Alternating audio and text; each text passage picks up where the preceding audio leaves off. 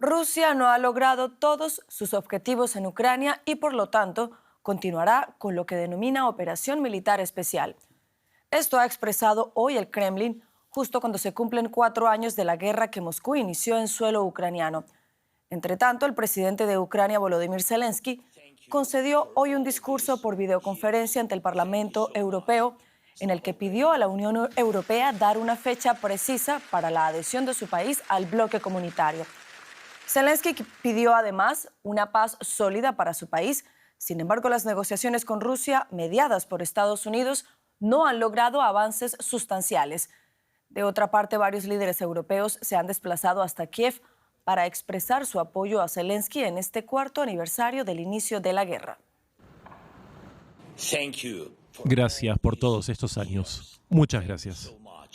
Slava Ukraini.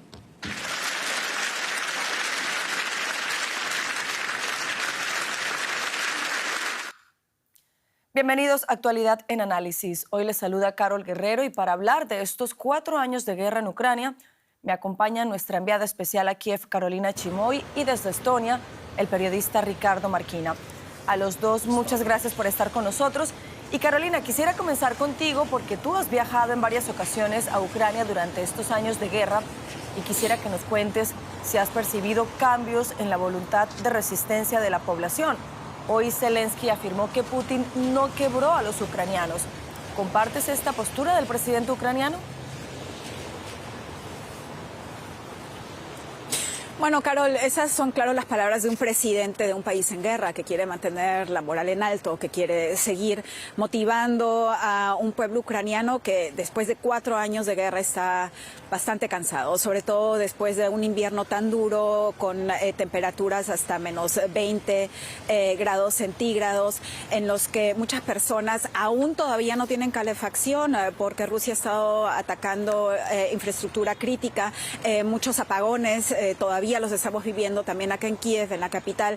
Es decir, una población cansada, exhausta de una guerra que ya lleva 4 años, está entrando al 5.º año, pero al mismo tiempo una población que no estaría dispuesta a ceder ni un centímetro del territorio ucraniano, sobre todo hablando con civiles y también con soldados más cerca al frente. Acabamos de regresar hace un par de días. Ellos nos aseguran que no estarían dispuestos a ceder territorio a pesar de todas las pérdidas que han tenido y que continúan teniendo en el frente, pérdidas humanas, pero claro, también esto conlleva a pérdidas económicas en el país y también, claro, a una guerra que se está convirtiendo cada vez más también en una tortura psicológica para muchos de los civiles que han aprendido a vivir con alarmas aéreas, con alarmas de ataques cada día y sobre todo en las noches, Carol. Ricardo, mencionaba que el Kremlin ha expresado hoy que continuará con esta guerra hasta lograr todos los objetivos establecidos. ¿Están las tropas rusas en condiciones de mantener esta ofensiva a este nivel? Un saludo. Bueno, hay que decir para empezar que el Kremlin nunca ha desgranado realmente cuáles son esos objetivos. Sabemos algunas cosas como que quiere desnazificar un país que no es nazi, que quiere desmilitarizar un país al que amenaza y que quiere alejar a la OTAN de sus fronteras cuando ha conseguido que Suecia y Finlandia, 2 países con frontera con Rusia, sean ahora parte de la alianza precisamente por esta guerra, con lo cual esos objetivos no se han cumplido ni se van a cumplir jamás, porque el objetivo era en un principio conquistar Kiev y derrocar a Zelensky. Eso evidentemente ya no va a pasar, o no va a pasar al menos manu militare en esta guerra. Con respecto a si Rusia puede continuar, sí, Rusia puede continuar. Hay dos diferentes puntos importantes. Uno es la capacidad militar. Rusia la tiene, sobre todo en lo que sería carne de cañón, soldados. Rusia todavía consigue atraer con altísimos salarios a mucha población, sobre todo lo que podríamos denominar como lumpenproletariat, las clases más desfavorecidas del proletariado ruso, los trabajadores, al fin y al cabo, que son atraídos por altos sueldos que jamás podrían obtener en sus regiones. Con lo cual, mano de obra para la guerra no le falta, carne de cañón.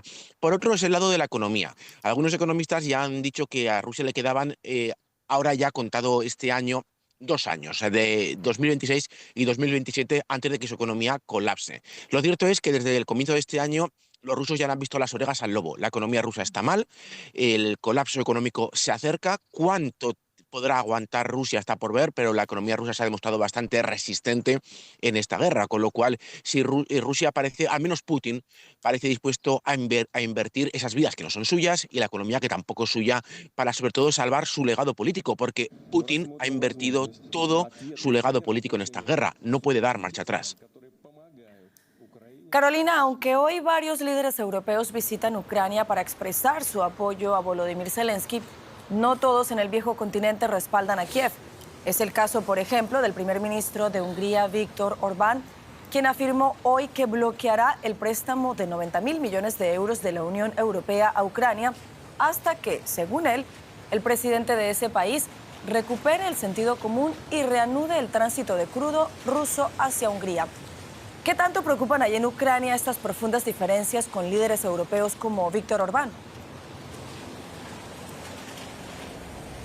Bueno, Carol, es un presidente el que está vetando esa decisión y es importante mencionar que en algunas semanas, el 12 de abril, veremos elecciones en Hungría precisamente, unas elecciones que parecen, según las encuestas, estarán bastante reñidas entre Orbán y su opositor. Es decir, no se sabe hasta cuándo Viktor Orbán continúe como líder ejecutivo de Hungría y por ello aún no preocupa tanto porque están esperando muchos las elecciones y expertos con los que he estado hablando aquí en Kiev incluso opinan que precisamente por tener esa posición ante Ucrania, Orbán podría caer y podría perder votos, porque él mismo ha convertido el tema de la guerra en Ucrania y el apoyo que está o no está dando a Ucrania en un tema central de su campaña política. Ricardo, desde que las tropas rusas dejaron de tener acceso al satélite Starlink de Elon Musk, Ucrania ha ganado posiciones en el frente. ¿Se pueden considerar avances sólidos? ¿Ves a Rusia capaz de suplir esa falta de Starlink? A la primera pregunta, no son avances sólidos. Rusia tiene capacidad para revertirlos y está avanzando metro a metro a un altísimo precio, pero avanzando porque no le importa poner sobre la mesa la vida de sus propios hombres. Rusia está avanzando y va a seguir avanzando, aunque metro a metro y, como decimos, a un altísimo coste. Es verdad que Ucrania ha sabido muy rápidamente aprovechar esa falta de comunicaciones internas de las tropas rusas en el frente para ganar unos kilómetros, pero en el cómputo global es algo más bien anímico que yo creo que operativo o incluso a futuro. Es verdad que ese territorio ganado está en Gerson y en Zaporilla, lo cual podría estar bien de cara a unas posibles negociaciones, pero esas negociaciones ahora mismo parece que no están llevando a ninguna parte. Con respecto a las comunicaciones, Rusia no tiene capacidad de suplir la falta de Starlink, tampoco tiene capacidad ni siquiera de suplir la falta de Telegram. Ahora hemos sabido que Rusia lleva años intentando preparar una red social similar a Telegram para que los rusos se integren allí y sobre todo los militares rusos puedan trabajar en el frente, y han descubierto que tiene lagunas por todos lados, que no vale para comunicación segura. Con lo cual Rusia está muy por detrás de los países occidentales en este tipo de tecnología y ahora mismo no tiene con qué suplir la falta de Starlink, al menos por sí sola, quizás con la ayuda de China, pero por sí sola Rusia se ha demostrado incapaz de romper esa barrera tecnológica con Occidente. Carolina, Ucrania también está teniendo dificultades para continuar con esta guerra. ¿Hay ucranianos todavía interesados en alistarse en el ejército para defender su país? Ese es un punto muy importante, Carol, porque precisamente ese es uno de los problemas principales en estos momentos.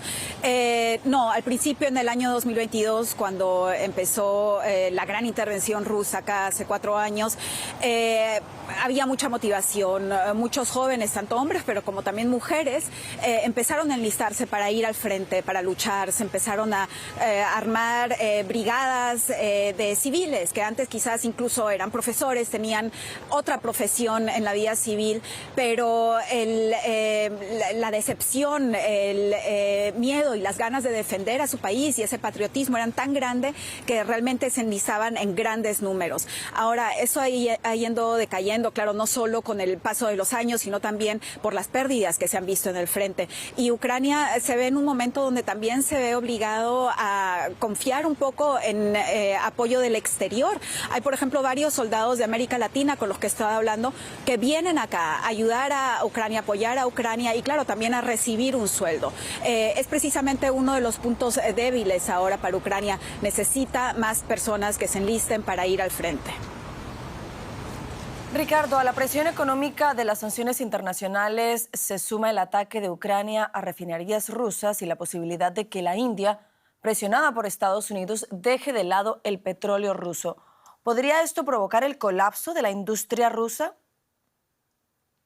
Los golpes en refinerías en el interior de Rusia han sido muy efectivos para cortar de manera temporal el suministro y afectar al suministro a la población civil en algunas regiones y en determinados puntos.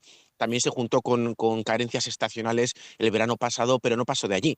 Es más importante lo segundo que comentabas, las sanciones económicas.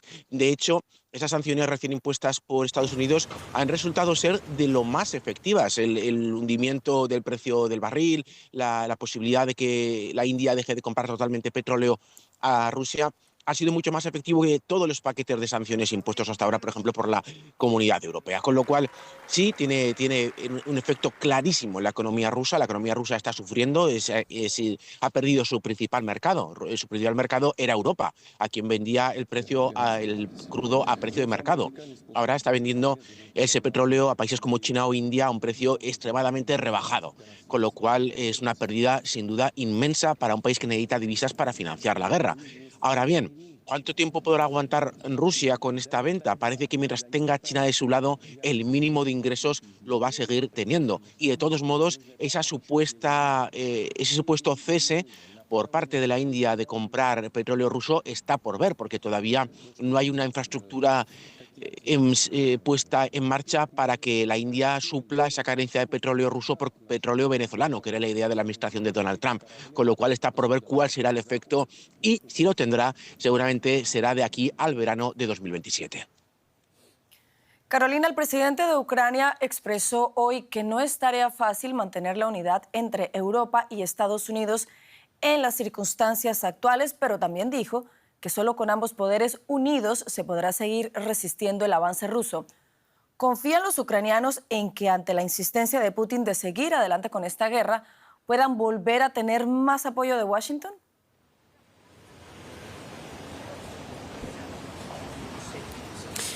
La clave está en no perder por completo el apoyo de Washington y de Estados Unidos, Carol, porque la Unión Europea no está preparada para dar frente y para ser el único apoyo de Ucrania.